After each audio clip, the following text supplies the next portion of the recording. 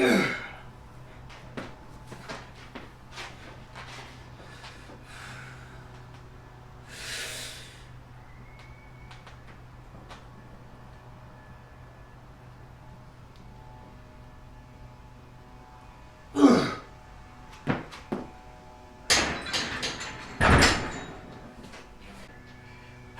to squat effortlessly. I don't believe this guy.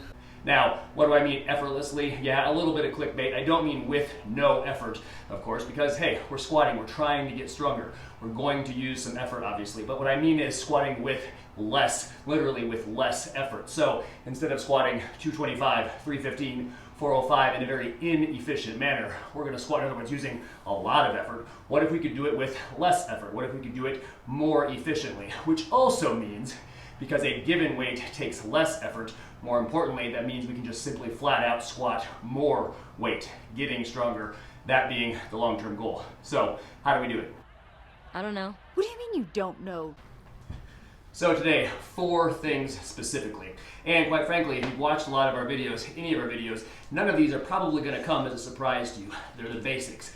As with squatting, deadlifting, whatever, most things in life, getting good at something is very often about just getting real good, real consistent with exactly that, the basics. These are the basics. So, thing number 1, take a stance that's about shoulder width apart, point your toes out about 30 degrees, and as you squat, shove your knees out.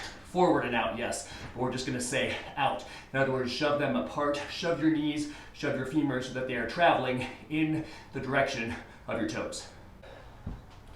All right, thing number 2, as you start to descend, reach back with your hips. Remember, your knees during the squat are gonna travel a certain distance forward. Yes, we talked about forward and out, but let's just talk about the forward aspect. They're gonna travel a certain distance forward. The hips are gonna travel a certain distance backward. Without getting into a discussion on moment arms and the physics of the whole situation, just think about it this way. As the knees travel further forward, they're responsible for more of the load. However, as the hips travel further backward, they become responsible for more of the load. Now, we want to use both joints because we're trying to strengthen both joints. We're trying to strengthen the muscle mass surrounding both joints. However, the hips are the bigger joint, surrounded by more muscle mass. So we're gonna ask them to do their fair share of the work.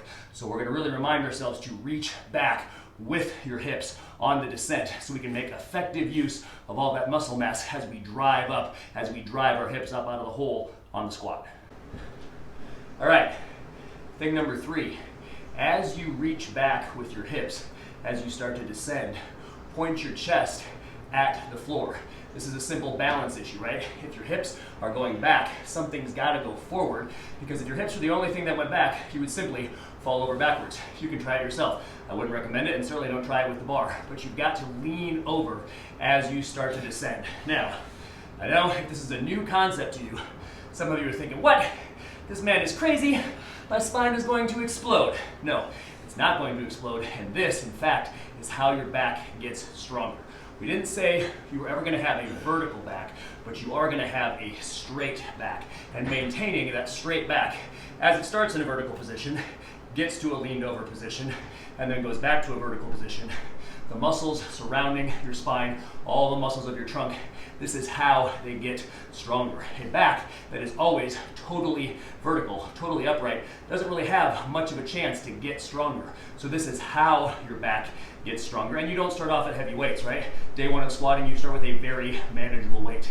And so this is how you squat. You reach back with your hips, you point your chest at the floor, and then you get in that leaned over position, and then you stay in that leaned over position longer than you probably think you should on the way up. In other words, don't come up out of the hole raising your chest right away. Drive your hips up. You're going to maintain that leaned over position for a little while, let's say roughly halfway on the way up. So stay leaned over. For most of you, if you're new to this, stay leaned over longer than you think on the way up. So hips back, chest down, stay leaned over on the way up. All right, number 4, the last thing. But to talk about the last thing, we have to briefly revisit the first thing. Remember, the first thing was shove your knees out. And it's great when we shove our knees out, we kind of have this cue, this visual cue for where to put them, right? We put our toes out at 30 degrees, so we've got these nice arrows for our knees, for our femurs to follow. Now, It's also nice we put our toes out because that way we don't get any twisting effect on the knee. Any twisting effect on the knee. A little out of breath, my apologies. But also it's kind of a nice arrow for the knees.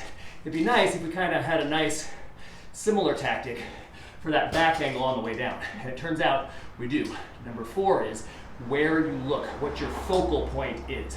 Pick a spot in front of you before you start your very first rep and hold that focal point all the way until the end of your very last rep. And you're gonna pick a spot on the floor about 4 to 6 feet in front of you and keep looking at that point. If you start to look up at the ceiling as you ascend, your chest will tend to follow. Remember, you don't need to look up to go up anyway. That's preposterous, all right? So just keep looking at the floor. That'll help you get the correct back angle on the way down, and it will help you maintain the correct back angle on the way up. So, hope these tips help you get stronger and live better.